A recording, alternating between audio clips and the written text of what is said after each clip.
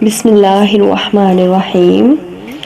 سب سے پہلے ریکویسٹ ہے درود شریف کی کہ میرے ساتھ مل کر پڑھیے الصلاۃ والسلام علیک یا رسول اللہ وعلی آلک وصحابک یا حبیب اللہ۔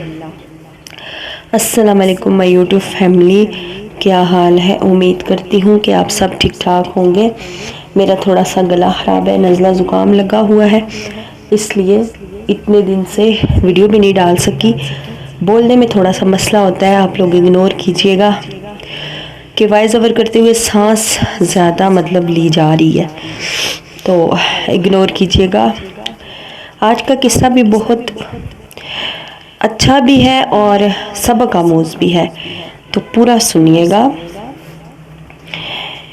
کہ ایک آدمی کا یہ قصہ ہے جس کے پاس مال دولت اور اولاد کی کوئی کمی نہیں تھی۔ وہ ہر طرح سے خوشحال تھا۔ اس کی زندگی میں اس کی ساری خوشیاں، ساری اولاد کی شادیاں ہو گئی تھی۔ بیٹیاں شادی کے بعد سسرال جا کر بس گئیں اور بیٹے شادی کے بعد بیویوں کو ساتھ لے کر الگ الگ مکان میں رہنے لگے۔ اب گھر میں صرف بوڑھے ماں باپ رہ گئے تھے۔ ان کی خدمت کے لیے ایک ڈرائیور اور ایک نوکرانی بھی گھر میں موجود تھے۔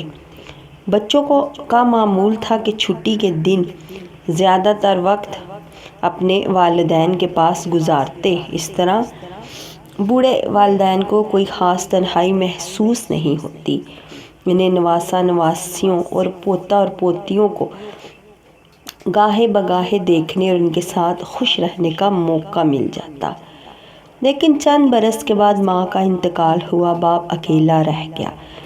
تو اس نے اپنے بڑے بیٹے سے کہا کہ میں تنہا نہیں رہنا چاہتا، اس لیے میں تمہارے ساتھ رہوں گا۔ بیٹے نے باپ کی خواہش کو خوشی خوشی قبول کیا اور بوڑھے والد کو لے کر گھر روانہ ہو گیا۔ گھر میں اس نے ایک کمرے کو اچھی طرح صاف کروایا اور اپنے والد کو دے دیا۔ باپ کی خدمت میں اس نے کوئی کسر نہ چھوڑی۔ جب بھی ڈیوٹی سے آتا باپ کی خدمت میں لگا رہتا، مگر یہ سلسلہ زیادہ دیر تک نہیں چل سکا۔ اس کی بیوی سسر کے ساتھ اچھا برتاؤ نہیں کرتی تھی۔ اس کا شوہر شام کو آفس سے تھکا آ رہا آتا تو بوڑھے باپ کے خلاف شکایتیں لگاتی، اور ایک دن اس نے شوہر کے سامنے یہ کہہ دیا کہ یا اس گھر میں میں رہوں گی یا تمہارا باپ، عموماً جس طرح ہوتا ہے۔ یہ سنتے ہی شوہر کے کان کھڑے ہو گئے۔ اسے اپنی بیوی سے بہت محبت تھی۔ اس نے بیوی کو کافی سمجھایا۔ آخر کار دونوں میاں بیوی نے اس بات پر اتفاق کیا کہ بوڑھے باپ کو چھت والا کمرہ دے دیا جائے تاکہ کسی کو شکایت کا موقع ہی نہ مل سکے۔ بیٹے نے کہا کہ باپ، میں نے کافی سوچ وچار کے بعد فیصلہ کیا ہے کہ آپ کو چھت والا کمرہ دے دیا جائے جہاں سے صاف ستھری ہوا اور سورج کی روشنی بھی آتی ہے۔ چھت کی فضا سے آپ لطف اندوز بھی ہوتے رہیں۔ باپ نے کہا ہاں، مجھے تمہاری باتوں سے کیوں اختلاف ہو سکتا ہے؟ تم نے جو میرے بارے میں فیصلہ کیا ہے اچھا ہی کیا ہوگا اور میری صحت بھی اچھی رہے گی۔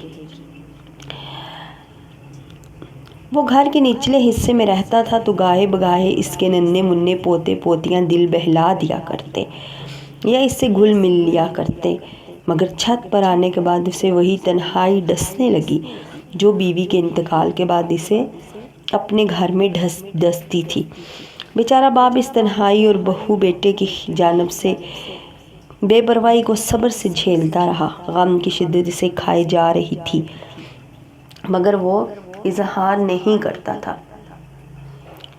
وہ اچھی طرح سمجھ رہا تھا کہ اس کے ساتھ بیٹا اور بہو اچھا سلوک نہیں کر رہے، لیکن وہ اندر ہی اندر دکھی ہوتا۔ گھر میں اچھی پلیٹیں موجود تھیں، لیکن باوجود اس کے اس کا کھانا ہمیشہ پلاسٹک کی پلیٹ میں آتا اور وہ بھی صاف ستھری نہ ہوتی۔ اس کی بیوی کہتی نوکرانی سے کہ شیشے کی پلیٹ نہیں دینی ہے، وہ توڑ دے گا یا اسے گندا کر دے گا۔ توبہ! بوڑھا باپ اب اس عمر کے آخری حصے میں تھا کہ اس کی زندگی اور قبر میں تھوڑا فاصلہ تھا۔ ادھر گھر میں کوئی اس کا دھیان رکھنے والا نہیں تھا، اس کے کپڑے گندے، اس کا کمرہ گندا۔ اب وہ جی نہیں رہا تھا، جینے کی ایکٹنگ کر رہا تھا، نقل کر رہا تھا۔ آخرکار وہ وقت آ گیا اور بوڑھا باپ فوت ہو گیا۔ بوڑھے باپ کو اس دنیا سے رخصت کرتے ہوئے کوئی 4-5 ہفتے گزرے تھے کہ وہ نافرمان بیٹا اپنے بچوں اور نوکروں کے ساتھ باپ کے کمرے میں داخل ہوا اور کمرے کی صفائی میں لگ گیا کہ وہاں پر اب ڈرائیور کو رکھنے لگے تھے۔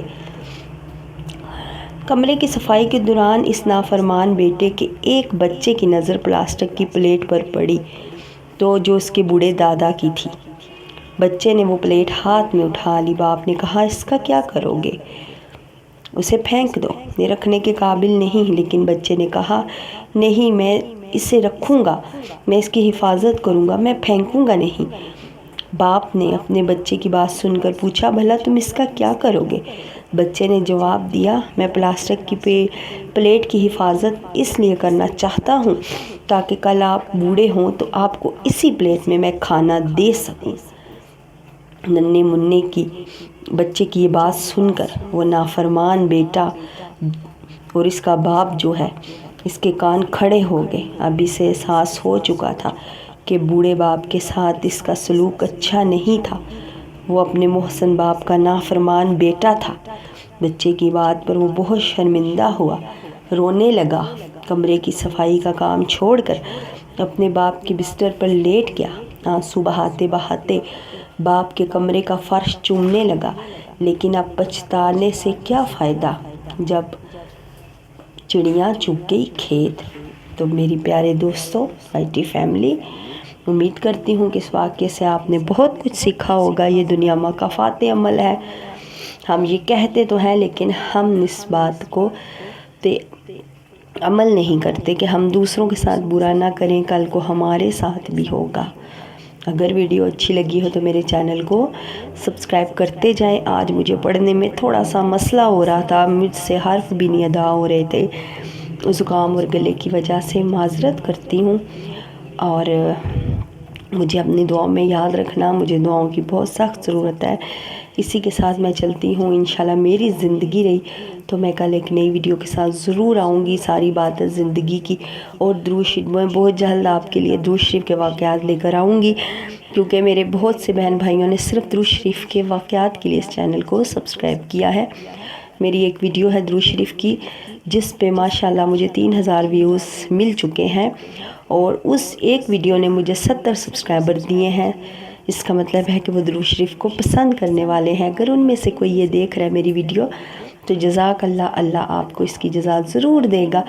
اور ابھی جو ہے میرے چینل پہ نیو بندہ دیکھ رہا ہے، پلیز سبسکرائب کرتے جائیے، لائک بھی کر دیجئے تاکہ مجھے میری حوصلہ افزائی اور میں اچھی ویڈیو آپ لوگوں کے لیے لے کر آؤں، مجھے بھی مزہ آئے ویڈیو کرنے میں۔ اسی کے ساتھ میں چلتی ہوں، السلام علیکم۔